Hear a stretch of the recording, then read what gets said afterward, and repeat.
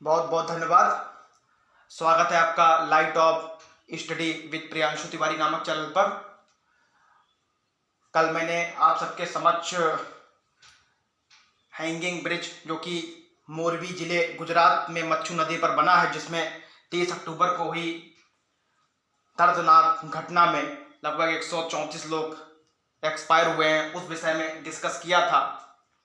साथ ही global hunger index में जो 121 देशों में भारत का 107वां स्थान था, इन सब के बारे में मैंने आपसे कुछ डिस्कस किया था। आज मैं आपके समक्ष एक टॉपिक लाया हूं, संधियां, ट्रीटी। चूंकि वैसे संधि जो होती है उसका एक ही उद्देश्य होता है, जो दो देशों के मध्य या दो राजाओं के मध्य जो युद्ध आरंभ हुआ होता है उसका अंत एक संधि के द्वारा ही होता है। जैसे अगर भारत पाकिस्तान की ही बात कर लें तो जो भारत पाकिस्तान का दूसरा युद्ध 1965 ईस्वी में हुआ था, उसका अंत 10 जनवरी 1966 ईस्वी को ताशकंद समझौते के साथ हुआ था। ताशकंद समझौता किन दो देशों के बीच हुआ था? भारत और पाकिस्तान के बीच। 10 जनवरी 1966 ईस्वी को समझौता होता है, जिसमें बताया जाता है कि अब भारत और पाकिस्तान अपनी सैन्य शक्तियों का प्रयोग एक दूसरे पर नहीं करेंगे। 10 जनवरी 1966 ईस्वी को भारत के प्रधानमंत्री जवाहरलाल नेहरू जी थे। मालूम होना चाहिए कि एक दिन के उपरांत ही 10 जनवरी 1966 को यह समझौता होता। 11 जनवरी 1966 ईस्वी को ताशकंद में ही हृदय गति रुकने से श्री जवाहरलाल नेहरू जी एक्सपायर होते हैं। फिलहाल यहाँ हम थोड़ा क्रम से चलते हैं।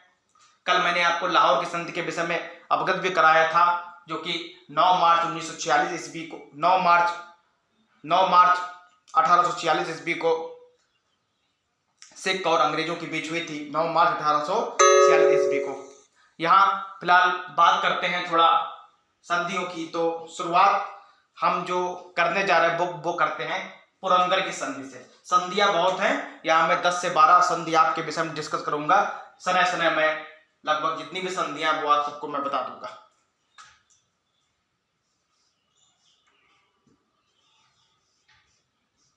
संधि, पहली इंपॉर्टेंट संधि जो है वो है पुरंदर की संधि। पुरंदर की संधि, पुरंदर की संधि, पुरंदर की संधि। पहली इंपॉर्टेंट जो संधि है वो है पुरंदर की संधि।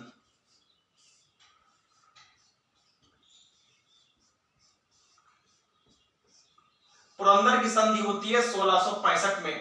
2019 का यूपीपीसीएस का एग्जाम, हालांकि 2019-2020 का एग्जाम तो मैंने नहीं दिया था, लेकिन 2019 का जो पेपर मैंने देखा था 2 क्वेश्चन संधियों से रिलेटेड थे। पुरंदर की संधि, सूरत की संधि, मैंगलोर की संधि, मद्रास की संधि, फिर उसमें मिलान करने वाले ऑप्शन थे। तो काफी इंपॉर्टेंट संधियां हो जाती हैं। तो पहली संधि पुरंदर की संधि 1665 ईस्वी में हुई थी। ये जो संधि हुई थी वो हुई थी शिवाजी महाराज एवं औरंगजेब के प्रतिनिधित्व, मतलब औरंगजेब के जो एजेंट थे जय सिंह के मध्य। पुरंदर की संधि किन के बीच हुई थी? वैसे देखा जाए शिवाजी महाराज और औरंगजेब के बीच। हालांकि औरंगजेब शामिल नहीं थे, औरंगजेब उस समय राजा था तो नाम औरंगजेब का आता है। वैसे इस संधि में जो औरंगजेब का प्रतिनिधित्व किया था, औरंगजेब के एजेंट के रूप में काम किया था जय सिंह ने। तो पुरंदर की संधि किसके बीच हुई 1665 में? शिवाजी एवं औरंगजेब के प्रतिनिधित्व जय सिंह के बीच। ये आपकी पुरंदर की संधि है। दूसरी संधि अगर हम लोग पढ़ते हैं तो वो है मद्रास की संधि। मद्रास की संधि यूपीपीसीएस 2019 के एग्जाम में यह क्वेश्चन पूछा गया और मेंस में भी यह क्वेश्चन पूछा गया था। तो याद रखिए मद्रास की संधि। मद्रास की संधि, मद्रास की संधि जो हुई थी वो हुई थी 1669 ईस्वी में। इसके विषय में थोड़ा डिस्कस कर लेते हैं। मद्रास की संधि 1669 ईस्वी में हुई थी। यह संधि मैंने आपको 2 दिन पूर्व एक युद्ध बताया था, वो था मैसूर का युद्ध। मैंने आपको बताया था मैसूर के 4 युद्ध हुए हैं। पहला युद्ध जो हुआ था वो 1766 से 1769 ईस्वी तक चला। तो 1769 ईस्वी में जो मैसूर का युद्ध रुका था वो इस संधि के उपरांत ही हुआ। संधि मीन्स होता है समझौता, नेगोशिएशन या बातचीत। तो मद्रास की संधि 1669 ईस्वी में हुई थी। किसके किसके बीच हुई, क्वेश्चन ये भी आ सकता है। वो हुई थी हैदर अली और अंग्रेजों के बीच। मद्रास की संधि कब हुई, 1669 ईस्वी में। किसके किसके बीच हुई, किसके, सॉरी यहाँ पे 1669 ना होके 1769 है, क्योंकि 1769, क्योंकि प्रथम मैसूर युद्ध 1766 से 1769 के बीच हुआ था। यहां मैं थोड़ा आपको गलत बता गया हूं।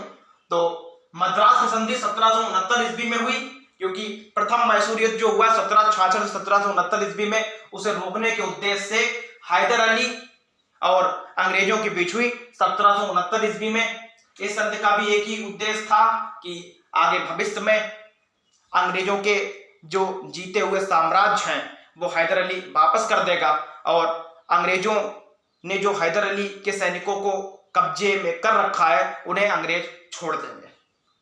अंततः उद्देश्य था कि प्रथम मैसूर युद्ध को विराम देने के उद्देश्य से ही मद्रास की संधि 1769 ईस्वी में हुई थी। लेकिन बात यहां तक नहीं रुकी, क्योंकि आपने पढ़ा होगा दूसरा मैसूर युद्ध भी हो गया 1780 से 1782 ईस्वी के बीच।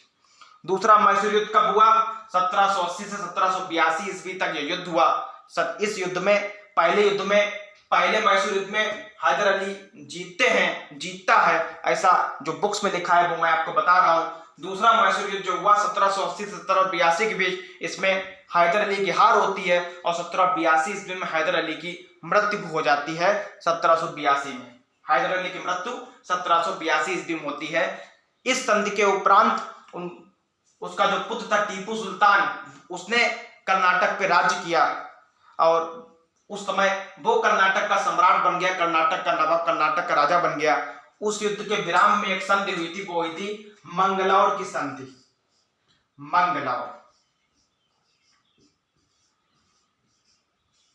मंगलौर की संधि कब हुई थी, 1784 ईस्वी में। इस संधि में क्योंकि टीपू सुल्तान हार गया था, इस संधि में हैदर अली की हार हुई थी, तो मजबूरन ये संधि टीपू सुल्तान को अंग्रेजों से 1784 ईस्वी में करनी पड़ी।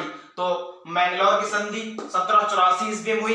किसके बीच हुई, टीपू सुल्तान और अंग्रेजों के मध्य। क्यों हुई, दूसरे मैसूर युद्ध को रोकने के उद्देश्य से। फिर बात कर लेते हैं एक श्रीरंगपट्टनम की संधि। तीसरा मैसूर युद्ध भी हुआ 1790 से 1792 ईस्वी तक, क्योंकि 1784 ईस्वी में संधि होने के उपरांत इन 5 और 6 वर्षों में टीपू सुल्तान ने स्वयं को काफी मजबूत किया, काफी हथियार कलेक्ट किए, काफी नई सेना बनाई। केवल एक ही पर्पस था उनका, अंग्रेजों को कर्नाटक से ही नहीं भारत से भगाना। तो जो तीसरी जो नेक्स्ट संधि हुई वो हुई श्रीरंगपट्टनम की संधि। श्रीरंगपट्टनम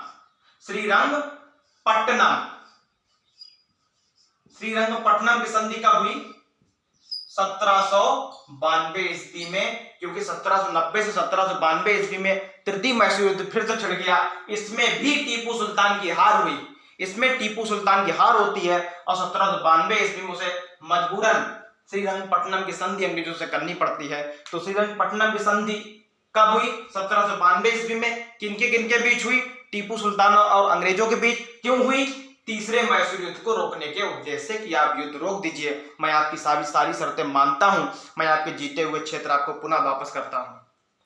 टीपू सुल्तान को झुकना पड़ा था। उसके बाद आपको मालूम होना चाहिए चौथा मैसूर युद्ध भी 1799 ईस्वी में हुआ जरूर, लेकिन उस युद्ध में टीपू सुल्तान की मृत्यु हो जाती है 1799 ईस्वी में। चौथा मैसूर 1799 में होता है, इसमें कोई संधि नहीं होती है, क्योंकि टीपू सुल्तान 1799 ईस्वी में। यह भी क्वेश्चन आ जाता है, टीपू सुल्तान की मृत्यु 1799 ईस्वी में कहां हुई, श्रीरंगपट्टनम में, याद रखिए।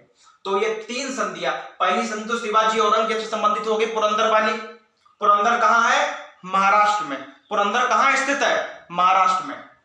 मद्रास, मंगलौर और श्रीरंगपट्टनम की ये तीनों संधि जो मैसूर युद्ध से संबंधित थी। मद्रास संधि 1769, मंगलौर 1784 और श्रीरंगपट्टनम की संधि 1792। ये सारी संधियां जो थी वो आपकी डायरेक्ट संबंधित थी किससे, मैसूर युद्ध से। मैसूर युद्ध से ही इनका पूरा संबंध था 1792। ये तो चूंकि मैसूर युद्ध के बारे में मैंने आपको बताया भी था, इसीलिए थोड़ा मैं डिस्कस कर दिया है। ये तीनों संधियां मद्रास, मैंगलोर, ये डायरेक्ट क्वेश्चन 2019 यूपीपीसीएस में मद्रास संधि का पूछा गया था मिलान में, तो 1769 इस पर टिक करना था, याद रखिए। इसके अलावा कुछ और भी संधि पढ़ लेते हैं, क्योंकि मराठों और अंग्रेजों के मध्य भी सूरत की संधि हुई, काफी संधि हुई, तो उसके बारे में थोड़ा डिस्कस कर लेते हैं। एक संधि आ जाती है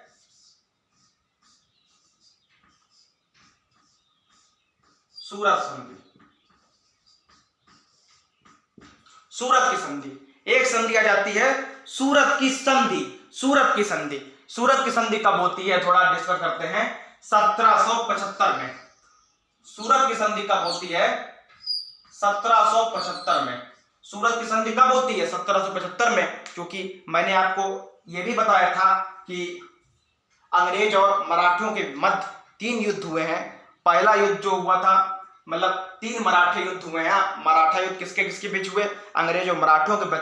ये तीनों युद्ध, पहला युद्ध 1775 ईस्वी में हुआ है। पहला अंग्रेज मराठा युद्ध 1775 में हुआ, जिसे रोकने के लिए सूरत की संधि हुई, जो मैंने आपको बता दिया है। दूसरा युद्ध 28 सालों बाद हुआ, मतलब 1775 में 28 जोड़ते हैं तो 1803 में दूसरा मराठा और अंग्रेज का युद्ध होता है।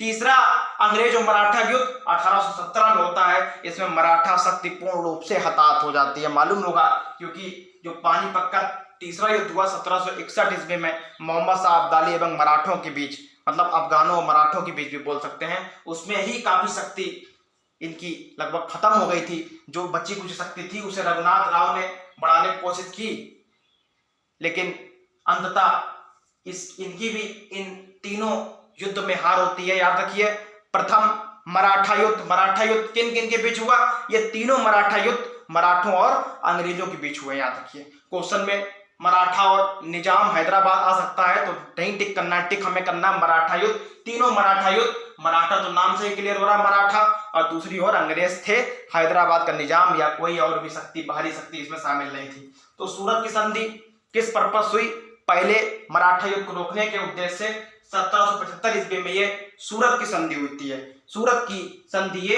होती है, सूरत की संधि कब होती है, 1775 ईस्वी में। एक और पुरंदर की संधि होती है, ये तो पुरंदर की संधि पहली 1665 ईस्वी मैंने आपको बता दी है। एक और पुरंदर की संधि होती है, वो होती है 1776 में।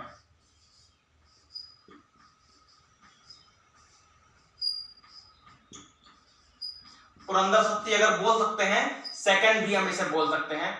ऑप्शन में कभी 2 ऑप्शन एक साथ नहीं होंगे, 1665 और 1776। याद रखिए, 2 ऑप्शन एक साथ नहीं होंगे, याद रखिए, 2 ऑप्शन एक साथ नहीं होंगे। ये पुरंदर की संधि दूसरी जो हुई थी वो हुई थी 1776 ईस्वी में, याद रखिए, 76 ईस्वी में। उसके बाद नेक्स्ट संधि जो हुई वो हुई बड़गांव की संधि। बड़गांव की संधि ये कब हुई है आपकी, 1779 में। ये भी मराठा और अंग्रेजों के मध्य हुआ है, क्योंकि ये इस बीच छोटी छोटी संधियां इनके भी लगातार होती रही युद्ध, क्योंकि 1775 से लेकर 1817 ईस्वी तक छोटा छोटा युद्ध होते ही गए। विशेष रूप से 3 युद्ध उभर के सामने आए, 1775, 1803, 1817, लेकिन छोटी छोटी झड़पें होती गई। तो एक बड़गांव की संधि भी इसी बीच होती है, बड़गांव की संधि।